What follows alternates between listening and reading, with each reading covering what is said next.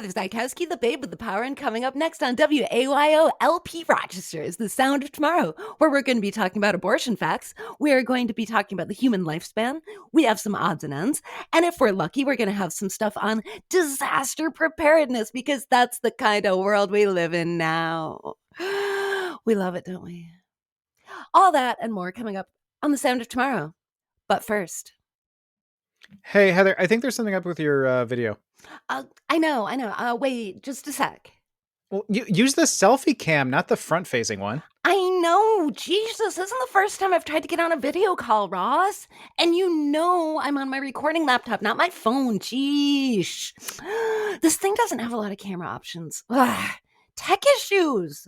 Well, I don't know. Try turning it off and then, back on again. What, the camera? I already did that like 5 times. And you know it's going to be half an hour if I have to do a full restart. Just a sec. Let me check my settings. I hate this computer. I'm so sorry. Oh, it's okay. I know how all that computer stuff isn't really something you can, wrap your pretty little head around. Ross, we worked at the same tech job for years, and everyone knows I'm the one who pays for the Zoom account. Just give me a second. There. Oh, can you see me? Ah! What? Ah! Oh, shoot. Wait, Ross, be not afraid. Ooh. Yes, right. Okay, thank you. That helped. But Heather, Do you like it? I I don't even know what I'm looking at here, to be honest. All I know is your video finally came on, and I was super afraid, until you said I shouldn't be. Oh no, it's not obvious what I am? Not at all. I see. God, how many wings is that? I see like 4 wings, and 2 of them are like wrapped around your head somehow, and then there's 2 big ones sticking out. Yeah, and there's a couple more. Let me see if I can get them in the shot. No. Remember. Fear not. Ah, right. Okay. Yes. Thanks again. I feel better now. But Heather. It's my Halloween costume for October. Okay. Wow. You are really working ahead, even for you. Always. Halloween is only 173 days away. But do you know what my costume is? Is it a literal interpretation of the band Wings? No. A literal interpretation of the band A Flock of Seagulls? No. Try again. A literal interpretation of the band The Swans? No. I'm an angel. Oh, Heather. Okay, dear sweet Heather. That is such a cute try. It really is adorable. But everyone knows actual angels are beings made out of interlocking gold wheels, with each wheel's exterior covered with multiple eyes. The whole wing thing is just an urban legend. Au contraire, Ross. Au contraire. Indeed, you are describing the orphanum, aka the wheels, the ones that guard the throne of the Lord, but I'm a seraphim. Hashtag know your angels. Okay, that is right. Yeah, the 6 wings. Okay, well done. Thank you. I considered going with cherubim, but that's a lot of faces to craft, and I had all these wings left over when we did that SOT fashion show back in 2008, when everybody was wearing wings all the time. All the time. I figured I could reuse them. Malachim, too easy. And the wheels. I know I have until October, but I'm not going to spend every night until then taping googly eyes to gold paper glued to cardboard. Well, I have to say, I'm impressed. Usually, your Halloween costumes are the most, boring, least imagined. I mean, so it's just so, I'm falling asleep even thinking about it.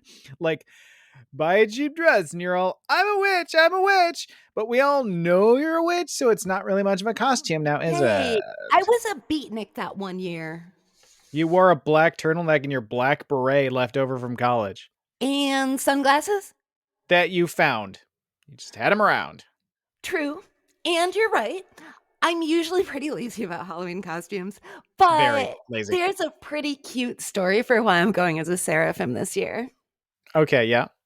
Yeah, so I was texting this guy and he was like, you're an angel, an absolute angel. Okay, that's pretty nice. Actually, at first he said I was an angle. And I tried to flirt and I was like, you mean I'm a cute? I saw Lisa what you did there. Right? You get it. But Of he course I was do. like, no, an angle. And he started going on and on about the Bible and the virgin birth and original sin and man's dominion over women and animals and how Eve messed everything up for everyone. And I was so impressed with how well read and well studied he was. I eventually realized he meant angel. Ross, I think I'm in love. What? Why are you looking at me like that? Okay, how can you even see my expression through those wings over your eyes? I'm a master of costume design.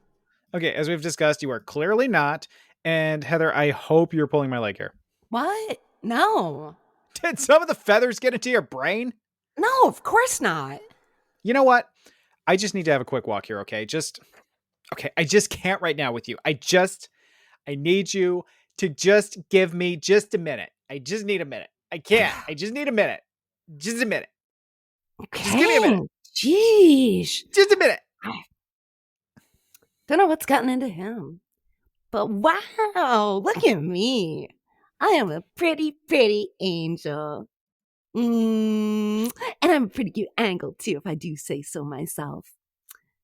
Gosh, I just love how shiny my feathers are. Still need a minute. Just a minute.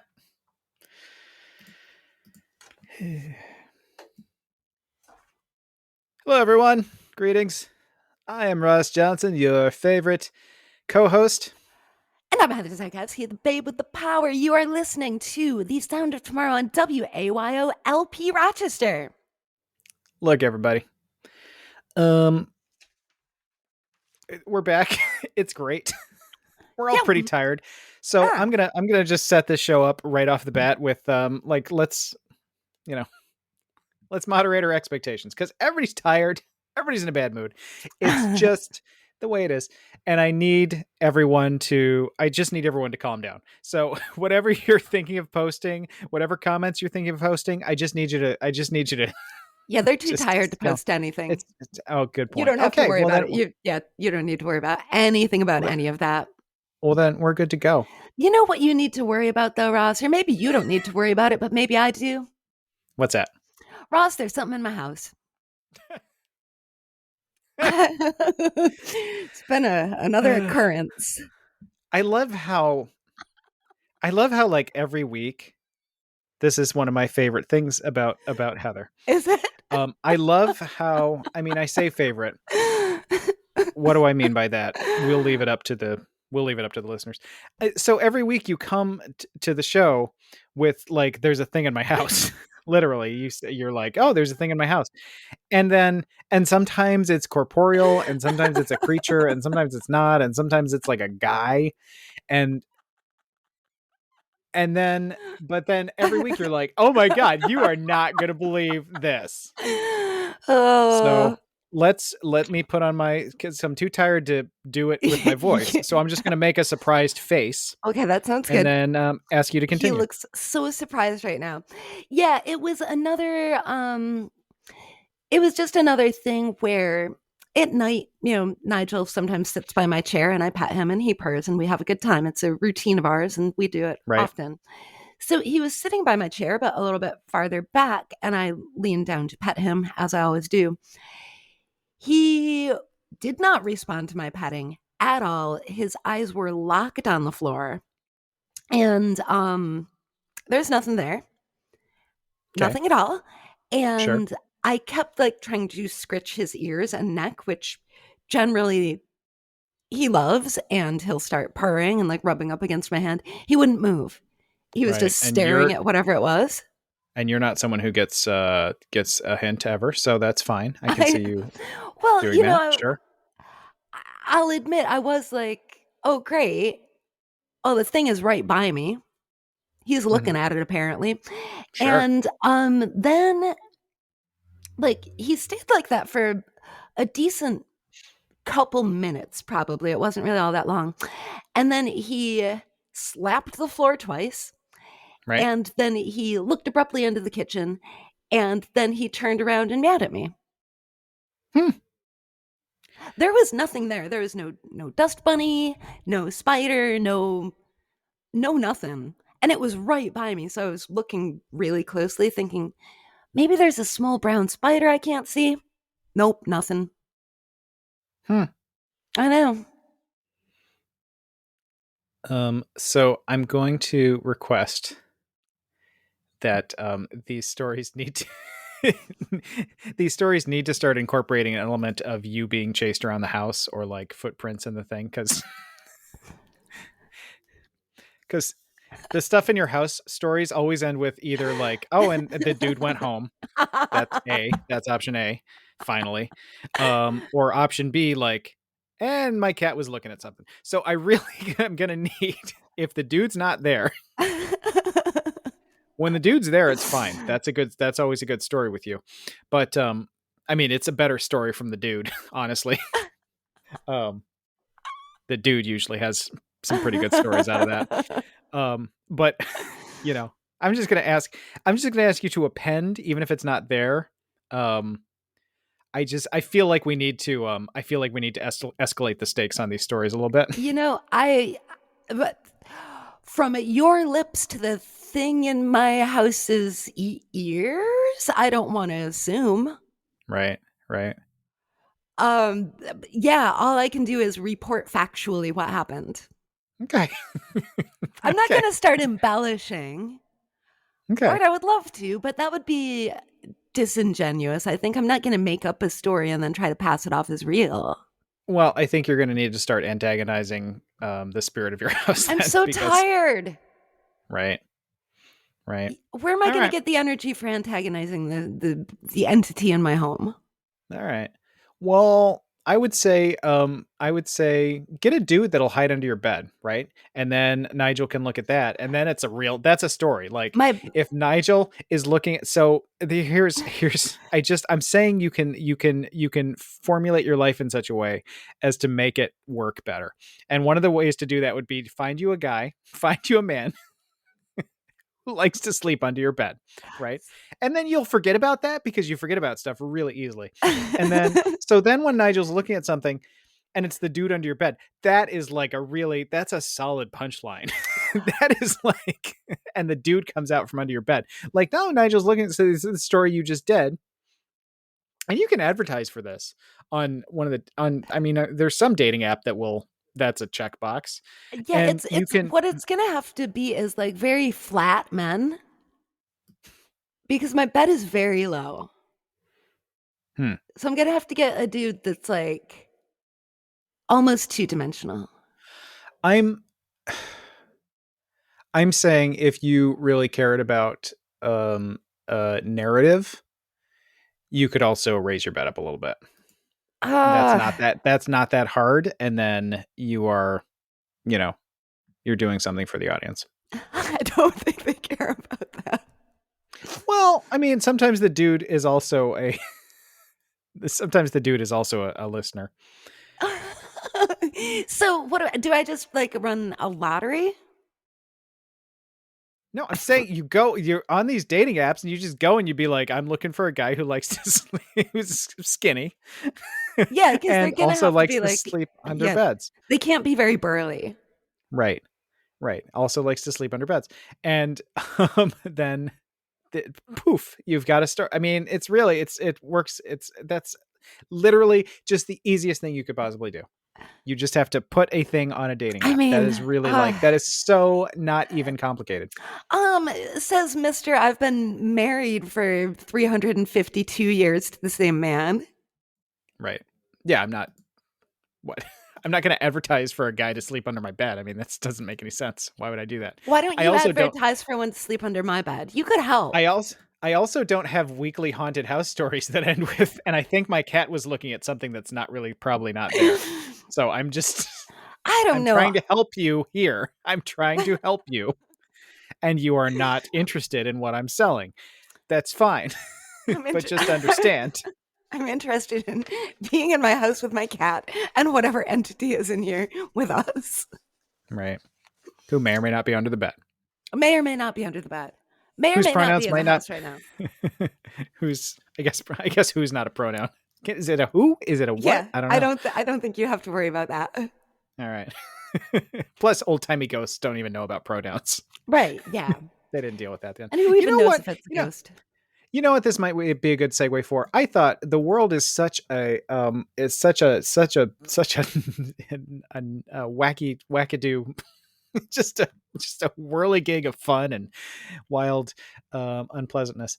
That so this was a little bit of news you can use here potentially, right? So I thought this might be helpful. So the um just again, if this is a tiny bit of a bright spot in somebody's day, we'll just say that maybe that's helpful. So, last November, the Congress passed the bipartisan infrastructure law, and it included the Affordable Connectivity Program. So this is a program to help families who can use the assistance get high speed internet because, of course, as we know, Ooh. as much as that's something that people will get snotty about, Mm-hmm. the fact is, it is really hard to get by or get ahead or succeed in our modern society in most ways without some kind of high speed internet. Right. So, there is a so if your household is if your household income is twice the federal poverty level or less, which I forget what that number is. It used to be like $12,000 for a family of Yeah. something. I But anyway, I want to say whatever it last I is. checked, it was 15 for a family of four, I believe. Yeah, something like that. So that sounds right. So there's an easy website you can go to. It looked pretty easy to me. I didn't go through the process, but it's called getinternet.gov. There's also a phone number. If you don't have high speed internet already, you can call the number 877-384-2575. That's 877-384-2575.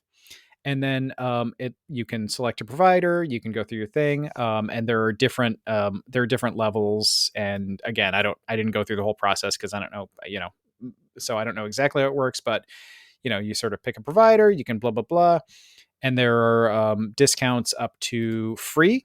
According to the White House, about 40% of American households would qualify under the program for at least some kind of discount on your high speed internet. So you know, uh, hey, man, not a lot of, not a lot of, it's not a lot of great news, There but isn't. that that seems like something that could legitimately be helpful to people. And I don't know that there's been a lot of news about it. So, No, I um, you haven't know, heard a thing. so I would say check that out. Yeah, definitely. I learned about something pretty useful today too. And like for real useful. Okay. Have you ever heard of the site ready.gov? I have. I've I've heard of it. never heard of it. And it turns out it's this kind of terrifying, but also pretty cool disaster preparedness site with like checklists and stuff on what to do if Hmm. you are in like all kinds of different emergencies. They have lists and instructions for all kinds of stuff that I put in here somewhere. Yeah, it's got attacks in public places, avalanche, bioterrorism, chemical emergencies, cybersecurity, drought, earthquake, explosions, extreme heat, floods, hazardous materials, home fires, hurricanes, landslides, nuclear explosions, which is what I'm going to talk about, power outages, severe weather, space weather, which I learned about. I don't think I'd Sure. known the term space weather. I thought that was just the weather when we were out in space. Right. Tornadoes, tsunamis, volcanoes, wildfires, and winter weather. So I stumbled across this because I was on NPR looking for this article I'd seen, because we've talked about it on this show before, about how often one is supposed to wash their hair. Because Okay. I had seen an update like over the weekend and I was like, I want to get back to that because we've talked about it on the SOT. Well, darned if I could find it. Instead, what I found was an article entitled, In the Event of a Nuclear Blast, Don't Condition Your Hair. And I Huh. said, What? And so that got me down a little bit of a rabbit hole. So, if you need to wash radioactive material from your body, don't condition your hair because conditioner can bind the radioactive particles to your hair. And Okay. that was a warning that was part of guidelines issued in this article from 2017. It would have been last Friday by Guam's Office of Civil Defense. And so then I went over to check the guidelines on the Guam page, but they're down since this is so old. But in the article, they linked to ready.gov. And I thought that was so interesting. I was like, oh my gosh, they're like checklists about what to do if you are caught in some kind of nuclear fallout. But the thing with the conditioner in particular is that you know how if you look at hair under a microscope, sometimes it's got the little scales that come up. Yeah. If you are out, apparently, during, if you're experiencing nuclear fallout, and your hair is like a little bit dry and those scales are kind of open, Hmm. conditioner seals them back up. And conditioner can actually like seal those particles in your strands of hair. So Hmm. just wash with soap and water. And then I found it was so interesting. There's a person in here, I'm trying to find their name, Andrew Karam, who's a radiation safety expert who consults for government response teams, is quoted a couple times and says that, hair comes apart like a pine cone during the day. Radiation contamination particles can get between those scales. And then he recommends that if you've been exposed to radiation, just don't use conditioner for a couple of days, which is interesting too, because the most informative thing I got from this that I never in my life knew was this Karam guy also served with the U.S. Navy as a chemical safety control officer aboard the attack submarine USS Plunger in the 1980s. And he says that regular washes with simple soap or detergent should be enough. I got a lot of skin contamination on the sub. Most of the time, I could clean it up with soap and water in 5 to 10 minutes. We assumed 2 to 3 washes would take care of it. Radioactivity is like changing a diaper. You don't want it on you, but if you do get it on you, just wash it off and go on with your day. Well, I will tell you, I did not know that you could wash off radiation. Well, Not all you can kinds. you can wash off radioactive particles. Yeah. But I You thought can't. that once they were touching you, you were just radioactive for life. Hmm. Well, your life, such as it is at that point. Did you know I think that it's that you can just like sometimes a good bath is all you need? well, I mean, I think we think of radioactive activity as like, oh, a nuclear bomb fell on my head. But I mean, there's all sorts of I mean, flying in a plane is exposing yourself to radiation. So I mean, there's all sorts of radioactive, there's radioactivity. There are levels, I guess. I'm not an Yes. expert here, but I will say there are levels. There are degrees. um, you know, are I mean, I guess it's not impossible that one would be in a position where um one has gotten radioactive particles on oneself and Mhm. then yeah, like anything else. Yeah, wash it off. That's assuming your water's not contaminated at that point, but hey, Right. Yeah, all because sorts of they were clear on ready.gov that hand sanitizer isn't going to help you when it comes to radioactive particles on your skin, right. which that was very interesting to me too, because it turns out this ready.gov, it was last updated in March of 2022. They're really on top of that site. Yeah, well, and I know we've looked there. I mean, one of the things that's sort of nice to do, and we don't keep up with it unfortunately because we're bad people. But the one of the handiest things, like obviously, I mean, you're not necessarily going to go through every disaster scenario on there, but it does help you. There's a make a plan section where it helps you figure out what you would use in like an emergency kit, what you would add to an emergency kit, what you would, you know, what keeps, what doesn't. And that's not a bad. Again, it's have we kept up on our emergency kit? But no, but because something, I mean, you have to get things, you have to keep them together, you have to not Mhm. like, oh, I need that for something else, so I'm just going to take it out of there because I don't have it anywhere else, and I'm sure I'll get some more later. Um, if you're keeping food, even canned food and stuff, like, Right. there is kind of a turnover at some point. There So is, you have and to kind of, especially if you're it's not keeping that hard, water. right? You It's not just that have to hard, but keep I up mean, with it. But I they mean, really like most of they it's fine, but most of it's like, but yeah, it they had a lot of really handy stuff. Like I'm looking at one of their emergency supply kit recommendations with the bottled water, packaged food, emergency medications, a hand crank or battery powered radio so that you can get information, flashlight, extra batteries. They also recommend soap, hand sanitizer, disinfecting wipes, and cleaning supplies. This is updated, of course, for the pandemic. But Mhm. those things are often, if not necessary to have, important to have. They have the medication note again, and there's a don't forget the needs of pets, Right. and bring charging devices for phones and other critical equipment. And it's kind of handy to have that kind of list of simple stuff, because I know sometimes I've gone to emergency kit preparedness places and it's overwhelming, Right. everything they say that you need, and it's like, how am I ever going to gather all of this and keep it in one place? Yeah. So it's a pretty handy little thing. I just learned of this site today. And I also learned that, like, if there's a nuclear bomb, Mhm. uh you can get some protection by going inside, preferably a brick or concrete building, and either going down to the basement or trying to get to the center of the building.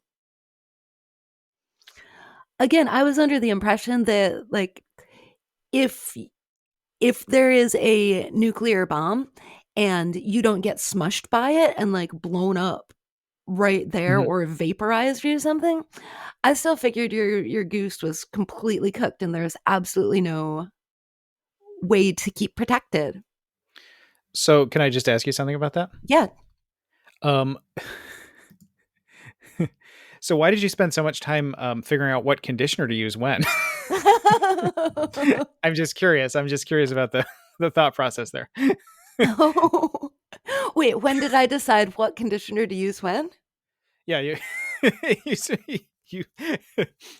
you you seem to have spent a lot of time figuring out what when you can condition your hair again, how Yes. quickly you can condition your hair following, exposure to nuclear fallout. That is my concern. My For a person who believes that, and you're not necessarily wrong. I I'm mean, you're not not entirely necessarily wrong. wrong. For a person who believes that, the any exposure to radiation is the end of your life, and you're just gonna Yeah. die. I I don't know. It's fine. It's good. No, I want you to have pretty hair. thank you very much, because Yep. it's color treated and it's important to keep conditioned. Right. I guess there's a lot I didn't know about, but I'm not thinking about, like, oh, I got x-rays at the dentist's office. Right. I'm definitely thinking about, like, when the bombs start dropping. Yeah, and I mean it it very much, again, there, like anything else, there are degrees. Yeah, and I'm not thinking about the normal ones, the airplane, the Right, but it's x-rays. all the same. I mean, well, it's not, there aren't all the same. I mean, there are different kinds of radiation, Yeah. but And there's it's the different kind of same. fallout. Right, but it's the same. If you're putting it on a chart of degrees, it's like, that's, you can think about it along those lines. I mean, like, there's a certain amount of, if you go to Chernobyl now, I mean, there's a certain amount of, like, stay here for this amount of time, but not this amount of time, because so Mhm. I mean, it is a matter of, again, it's not all or nothing. Yeah, Unless the bomb falls on your head, or, right. next to your house, in which case it's pretty much all or nothing. Yep. Yeah, but it was just very interesting looking at all this stuff. And then I found out about space weather. Right? Do you know all about space weather too? You're talking about, like solar flares and things like that? Yeah. And electromagnetic surges and stuff like that. Yeah. There's a disaster preparedness section for that. Well, that's huge. I mean, like solar flares and things like that. I mean, that's the kind of thing that, I guess we haven't had a major we haven't had a major event that affects people on a thing, but I mean, there are scenarios. I mean, there are scenarios with especially with the technology we have, where Right. you could, there's certainly potential now, or in the near future, for a major disruption. Right. That's the whole darn thing. It says this from the site. Space weather can have an impact on our advanced technologies, which has a direct impact on our daily lives. The main area of concern will most likely be our nation's electric power grid. Northern territories are more vulnerable to these effects than areas farther south. But it does assure us that generally power outages due to space weather are very rare events, but evidence suggesting that significant effects could occur. Yeah, again, that's another thing where it's and I don't know. I mean, there is. I think with the I think some of the new current generation of satellite technology and this and solar probes and things like that. I think we're doing more to get a sort of an advanced warning about those things, but I think right now it's sort of a oh crap, there's a solar flare coming. Yeah. And I mean, the depending on the strength and the precise sort of trajectory and all that. Yeah, I mean, there's potential for huge disruption. And anything that knocks out a power grid over Mm-hmm. a large scale. I mean, we don't know. The lights go out here for an hour, and I don't know what I to do with know, right? myself. So it's my internet went down at like 1 o'clock in the morning several weeks ago, and I was like, ah! right. It So we're was pretty dependent. back up perfectly fine. Yeah, and then there's stuff that I don't even necessarily think of. It says that the power outages might have cascading effects, causing loss of water and wastewater distribution systems. Of course, loss of perishable foods and medications. No heat, no air conditioning, no computers, of course, phones, communication systems, public transportation systems, fuel distribution and fuel pipelines, and all of the electrical systems that don't have backup power. So that is, I mean, that's kind of scary to think about. Yeah, absolutely. But It's again, they right. have a whole disaster preparedness thing, Yeah. which is very cool and very interesting. And Yeah. they I mean, one of the really good advice things I saw was if you have a garage door opener and you hear that one of these events is coming, figure out how to open your door without the opener because mhm. otherwise you can't get to your car. Yeah, Kind of neat. absolutely. Yeah, I mean, I think and I'm saying this to myself too. I think the advice about making a kit, knowing your shelter, because some of these things you're going to be able to look up when they happen or as they're coming to get to Mm-hmm. figure things out. Um, a lot of it, like if there's a massive power outage, you're not going to go to ready.gov to get information. So the Right. stuff about it's the stuff they teach you in school, like making a kit, planning, having Mm-hmm. an evacuation route, having a shelter plan, all that stuff. It's really not that hard to do. It's just we never do it. So, it's good stuff. And it does have good information. Yeah, and it's good to think about. I know I've always been one of those people who's got like a lot of backup light options and batteries and things. Hmm. And maybe there might be a little duffel bag down in the basement full of some emergency supplies. Mostly guns and Butter. butter, That's how guns the and butter. economy runs. Right. Right. Um, But yeah. so Ross, don't Yes. condition your hair. All If right. you've been exposed to radioactive fallout, All right. I will. I will in that wildly unlikely situation in which I've been exposed to the exact right amount of nuclear fallout where that would make a difference. I will make sure to remember that, and probably nothing else you've said. So that's good. right? That's you've good. you've you've drilled that As in. long as you remember that. You know what else has a lot of fallout, Heather? Oh, We're gonna do it. We're gonna do it. You want to do it? okay. Let's do it. Let's do it. So I wanted to. Heather and I were talking about this beforehand. There is um there is so much to talk about in terms of reproductive rights in America, as there has been for a long time. We I think we both have we've spoken about all sorts of issues related to reproductive rights plenty of times in the past. We have not yet spoken on the current disaster level event, partially because having the show turn into an hour of us just screaming is Is it good? Is it bad? I don't know. I It's mean, I probably might not all that helpful. cry too, because I cry when I'm angry and I cry when I'm Right. upset and I cry when I'm frustrated and I cry when I'm disappointed. And basically, I cry just all the time. There's so much to talk about here. So I wanted to narrow this in a way, in a sort of a in a just to keep things relatively simple, at least for now. Um, so there was a piece on NPR. This is from Jacqueline Diaz, Nakajima, and Nick Underwood. 7% persistent claims about abortion, fact checked. And I thought it was some interesting things, because part of the issue, I mean,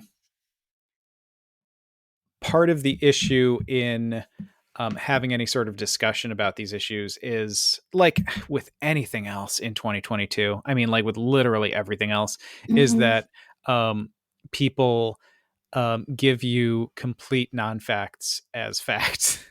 And it's Yeah. very hard to disrupt. So, I mean, which I, again, and I don't know what you do about the person who refuses to accept something that is a fact as a fact, or something that is true, and wants to insist that something that's not true is true.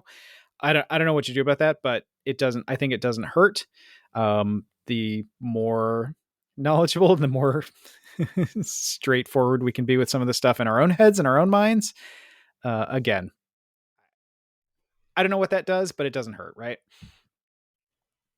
Yeah, So, it's tough. It's tough when someone says something you go like, "No, that's absolutely not true." Oh, actually, yeah, I do have the studies. I have the data and I have the graph. And they're still like, "Nope." and they go, nope. Nope, I don't know what I you're was talking like, about. "Wait, I just sent you 25 different cross-examined links. Like you can verify this everywhere." Um, Nope. the the so the first thing is uh, and so reproductive rights are not a popularity contest, right? So I I want to preface this by making that very clear. These are fundamental rights that are not um, subject, certainly in my mind, or nor should they be, to um, how popular they are. Mhm. Like with a lot of other fundamental rights, it doesn't matter if it doesn't matter how many people think they're great or don't. Right. A fundamental right is a fundamental right. But one of the things to so one of the first points in this NPR article is that you'll see a lot of stuff about how there is a big support for getting rid of Roe v. Wade and undercutting that argument. And the fact is, there's not. It's well over 60% of Americans say that in all or most cases, um, abortion in particular should be legal. Mhm. I, that's important in the sense that, you know, where where where I've gotten sort of down in the dumps about this lately is that, you know, starting to look at where our political um where our the ways in which our political system is so fundamentally broken. um there's a I don't want to make this into a Republican versus Democratic thing, because there are a few pro-choice Republicans and there are definitely some anti-choice Democrats. But on a fundamental level, if we break it down that way, you know, in the last time that a Republican president came into the office with the popular vote was 1988, right? Mhm. So that is the last time that a majority of Americans decided that they wanted a Republican anti-choice president. And even in that case, George W. Bush was, or George H.W. Bush was more of a moderate. He had actually been pro-choice before, and sort of got so that was the last time that a majority of Americans decided that we want a Republican president who is not explicitly pro-choice. Mhm. And in those years since, we've had multiple Republican presidents who have all placed extremely, extremely conservative. I mean, to the outside of a lot of Christian fundamentalists who are outside the mainstream of even Christian fundamentalists in the United States on the Supreme Court. We've got a Senate where, was designed. You can, make all sorts of arguments about why it was designed the way it was. But we've got a Senate where the difference between big states and small states is so overwhelming. I mean, Alaska has fewer people than Monroe County. Wyoming has fewer people than like part of Los Angeles. So when you get someone in a small state, which tend to be Republican for whatever reason, and again, I'm linking Republican with anti-choice, and that's not 100% fair, but it's 95% fair. Mm-hmm. And you get someone in Wyoming who has 80 times the vote in the Senate that someone in California does. The If you look at the votes right now, so the Senate is like very evenly, very narrowly split. If you look at the actual people who voted, it's more like 60-40 Democrat. Like 60% of the country voted for Democrats in the Senate. 40% of people voted for Republicans, and yet our Senate is very evenly split. And that's going to change in the next election because there are more Democratic seats up for election. So the Democrats will almost be guaranteed to lose what majority they have in the Senate, which they don't have a pro-choice majority because of anti-choice Democrats that people have elected. Mm-hmm. So we will lose even that. Mitch McConnell has promised that there will be no Supreme Court justices as long as there's a Democratic president, while the Republicans have a majority in the Senate, which is what's going to happen. So in the next 6 years, say, at least, there will not be a pro-choice. There is not even the possibility of a pro-choice justice on the Supreme Court. All that's to say,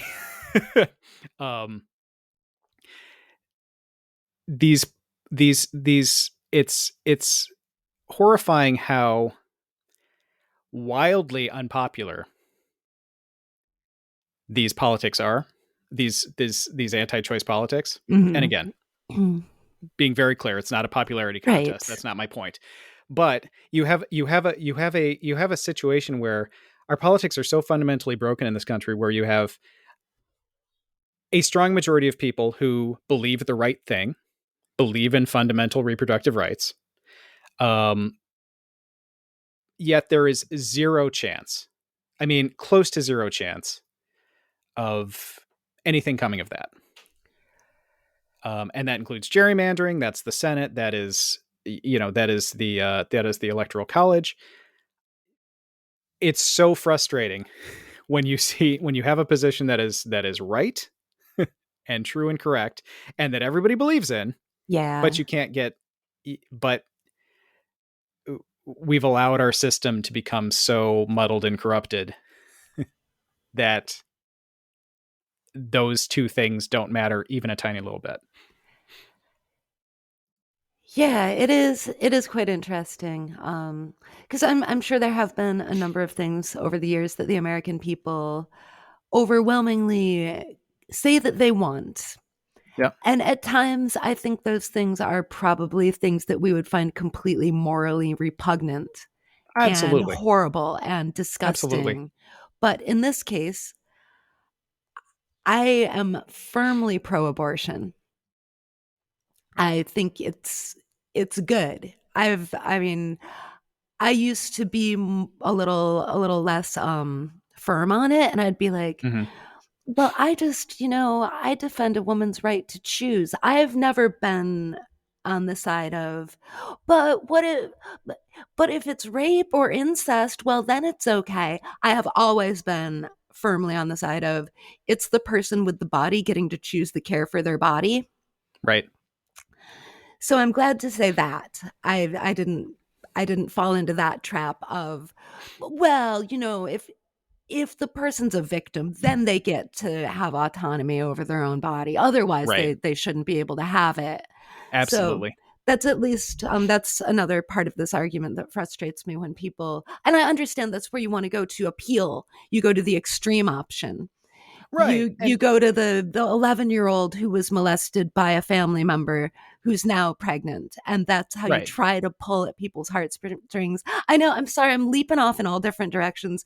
This is obviously, my mom gave me a bunch of my old high school papers, Hmm. and even way back then, I found a little paper that I wrote as a girl defending the right for, I just broadly use the term women at the time, Hmm. but for people who want an abortion to get an abortion safely, legally, without harassment, without discrimination, without shame, without any of the things that come with taking care of a body such as mine, one that has a uterus in it. Well, and I'll say too, just to sort of clarify what I was saying a little bit too. I'm using reproductive rights not because I'm trying to soft sell the idea of abortion or try to be wishy-washy Oh, about but that. there's I'm like using birth reproductive rights because, control. oh right, there's a whole there's a lot of other stuff in the pipeline with this. Yes, Um, absolutely. Yeah. Oh, this is absolutely I mean, I'll admit I was talking with a friend the other night and I was like, well, first goes abortion, then goes birth control, then goes a woman's right to have a bank account and her own property. So I guess then my stuff reverts to my dad until I'm real old and I guess some male cousin gets it. I don't. I mean, that's the belief system. I mean, and people have said at least since 2016 that overturning Roe v. Wade was like this extreme, wild-eyed, how can you even think that would ever happen? And now it's happened. I Yes. mean, technically, there's some paperwork that still needs to be filed on it, so don't get Right. technical with me there. But now it's happened, and a lot of the people who are on this side, I mean, they're not coy. They're not being. It's not. They're saying these things. I mean, the things you're saying you're describing the world that they would like to see. Yes. And it's In not a a world world that I'm that wasn't that imagining long they'd like to ago. see. Yeah, it's not a world that I'm imagining they'd like to see. It's a world that they are saying very specifically, this is the world I'd like to see. Yes. And I have power. I'm a Right. person in power that can make it happen. So it's not, it's not, it's not getting that wild here. No, it's not. And other things that go along with that, not only would it be fully governing the bodies of anybody with a uterus, taking Mhm. away rights and property and bank accounts and things like that. And I mean, I really honestly like this is terrifying for me personally, and I'm sure it's terrifying for you personally because I've also heard people saying, well, you understand that along with this, no more abortion, no more birth control that's easy to access, no more safe health care. There's also talk about repealing the right of gay people to get married. There's Oh, talk among other things. of, It oh, says so right in the opinion. yes, I mean, it's yeah. that's again, that's not a, people are saying that's wildly speculative, and It's not. It's not. I I I don't want to remember. jump the sorry, I was just going to say I've been careful trying to be careful in talking about that because I don't want to sound like, oh, well, this isn't a big deal, but the next thing could be a big deal. It's all big deals. It's all And huge deals. there's definitely more coming. Right. Right. It's all incredibly important and incredibly frightening. And I remember back in 2016 talking with a Trump voter in my life and saying specifically, he says he's going to repeal gay marriage laws. He's going to take that right away from American people. He's going to take that right away from my friends and my family. And the Trump voter said, no, he's not. And I said, but he says he's gonna. He says he's going to, and that's what people want. That's part of why they're voting for him. Right. He won't do it. He said he would. Yeah. Like like you said, there's not been like some kind of underhand slyness about this. No. People are saying it loudly and clearly, and a lot of people are going, "Oh well." Yeah. And if this Did is an did oh this well turn into situation, the screaming that you were scared was going to happen? well, it's not I'm that I'm scared of sorry. it. It's not that I'm scared of it. It's just, No, but just it trying to doesn't keep help. some sort I know it. I'm sorry. I'm not helping much. I've been very upset. No, you are. No, you are. No, no, you've made some very salient points, and it's important to recognize that this is a huge big deal. This is a doomsday scenario, but there are further doomsday scenarios coming down the line. I mean, for several years now. I mean, since 2016, we've gotten the advice, you know, you need powers of attorney for each other. You need, you know, all the things that you think your marriage solidifies because it's a marriage.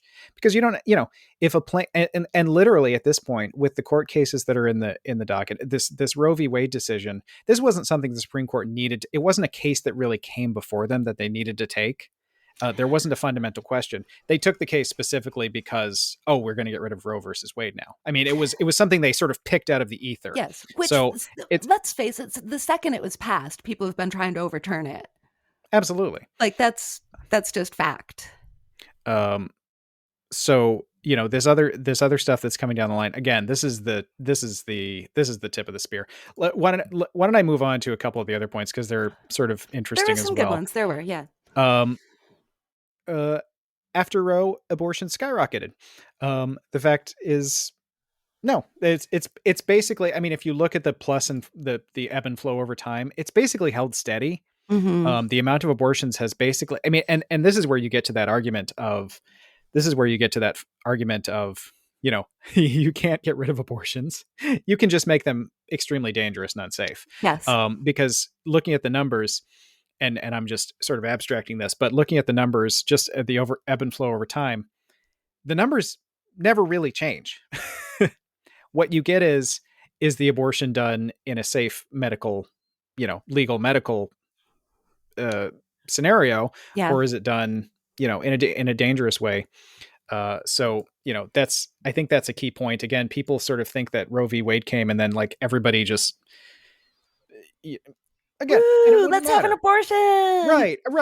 Right. And that's, you know, that's people's choice. Again, that's the fundamental right. So it doesn't matter, but it's also not the case that it's not the case that every person with a uterus in America lined up to get an abortion just because I don't even you know, I'm not even pregnant. I just Right. want an Yeah. abortion. And I mean, that's the thing. It's not like all of a sudden there weren't any babies born after Roe versus Wade. Mm-hmm. There are many, many, many wonderful babies that are wanted.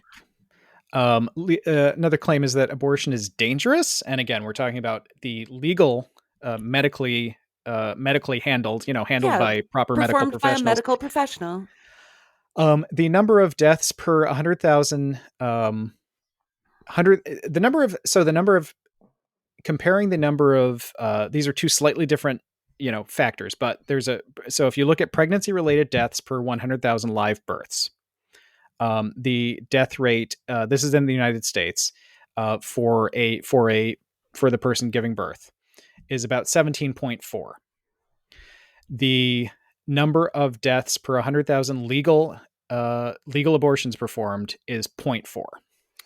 So And this I is a don't case where having, you know, carrying a, you know, carrying a, my terminology here is not great, but carrying, you know, giving birth, carrying a, you know, carrying a fetus, carrying an embryo to birth is way more dangerous, Well, and I way more will point deadly. out in the US, for all we claim that we love motherhood, we love pregnant women, we take the most best care of pregnant women, there should never be an abortion because pregnant women, it's shameful the care given to pregnant women. And then shortly after birth, the laws that require women to, go back to work or lose their jobs, things like that. The care available for newborn babies and new parents is just, it's absolutely shameful. I'm probably preaching to the choir here, but these laws about reproductive rights have nothing to do with moms and babies. Oh, of course not. And that's a whole other can of worms. I'm so And I'll upset, just, Ross. I'm so upset. I know. I'm just going to do these. I'm going to do these quick because we're running low on time. And I'm sure we'll have plenty more to say about this. Yeah. A claim that they have here is the only people getting abortions are straight cisgender women. This is as of 2017. About 500 transgender or not transgender. That's a new thing I just made up. Transgender or non-binary people had abortions. That was in 2017, and I guess I don't not 100% sure why they chose 2017, but so again, this applies, you know, to points we've both made. This applies to more people than you think. Mm-hmm. People are getting abortions late in pregnancy. Over 90% of abortions happen in the first trimester. Uh, the claimant fetuses can feel pain early in a pregnancy. Medical researchers agree a fetus is not capable of experiencing pain until the third trimester, somewhere between 29 or 30 weeks. Um, and there's legislation that specifically like we're doing this because these 1 week old you know can feel pain, and we're going to stop them from pain. That's medically, scientifically completely inaccurate. People who are religious don't get abortions. Untrue again. More than 60% of abortion patients have a religious affiliation. And I'll throw out one thing with this, and it's something we can talk more about. What I found interesting reading more about this is the religious aspect of this is a funny thing. Because there are different sects, there are different every individual that is involved in a religion has a different way of doing it, and of course there are different denominations and sects. But if you look at like in Islam, there's no overwhelming proscription against abortion. In for most of Judaism, it's actually a thing you're supposed to. It is a right that is that's expected to exist by religious law. And in Christianity, this is pretty recent. And that's what's been most fascinating to me. The Bible either does not either doesn't depending on translations and exactly how you're Mm-hmm. interpreting things, the Bible either doesn't talk about it or sort of tacitly suggests that maybe it's okay in some circumstances or it's not that big a deal. A lot of the something I was getting into, through the Middle Ages and the Renaissance, there were ideas of like the quickening, which is sort of like the beginning of the third trimester. Typically, it's like the time when, okay, we can really feel that there's something in there. Mm-hmm. There's something kicking, there's something moving. That is a time when they didn't talk about it in terms of abortion so much, but like if you were going to execute a woman, say, they would say like, oh, if it's before the third trimester, it's fine. If it's during that third trimester after, the quickening, they would refer to it as, well, we'll, if she wants to wait, we'll probably hold off, so again, and it's interesting because this whole idea that this is some long-standing ancient it's not really in any religion. So that's fascinating. I know we're running out of Mm-hmm. time, but I don't know. That's all there is to know about abortion. Well, that's all the yelling you're going to have to hear from me today about it. I'm sure I'll be back with my thoughts that go in a million different directions. But until then, thanks for tuning in, everybody. Stay tuned to WAYO-LP Rochester because there's something good coming up after this. We love you. Yeah. And the best part about the guy who called me an angel the other night, Okay, he called you an angle.